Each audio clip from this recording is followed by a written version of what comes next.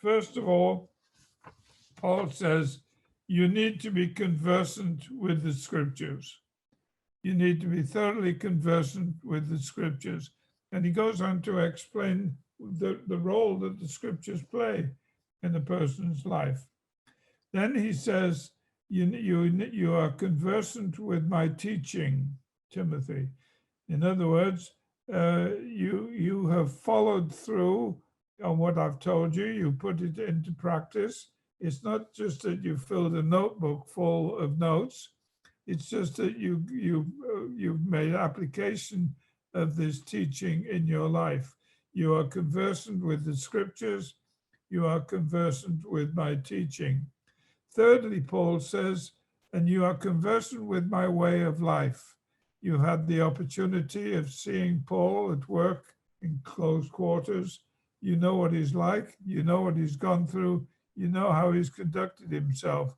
You're thoroughly conversant with a Christian way of life. Then fourthly, it says you're conversant with my purpose. You know that I have a reason for being. You know that I am here for a purpose, and I am determined to fulfill that purpose. Whether I live or whether I die, I belong to the Lord.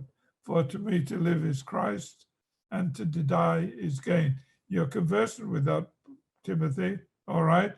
Can be confirmed in that thing, be convinced of that thing, and continue in that purpose. And then Paul says, and you're conversant with my faith. That means what he believes and how he believes it.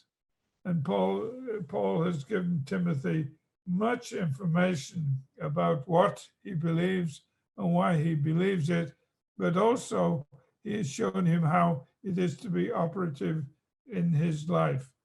And then he says, you've seen my patience. Yeah, I've had a lot of things that would try the patience of Job, but he said, you've seen my patience by the grace of God. And then he says, and you are conversant with my love for people and my love for the Lord. And finally, he says, and you're conversant with my endurance. So what is Paul saying to Timothy? He's saying in the last days, we know what they are, heading up to the day of the Lord, there are going to be difficult times. The difficult times are going to be related to human behavior and how human beings are turning away from God and turning away from each other, and how this can be dangerous. And we need to be concerned about this. But this is where we're called to live. So, but you are to be different. You are to be living in a way that is markedly different, to be something like a bright light in a dark tunnel. And you need to do that by reminding yourself of the things that you have learned, the things that you are conversant of. You're going to take some time checking to see whether you're still convinced of the things that you are conversant of, and then you're to accept the challenge.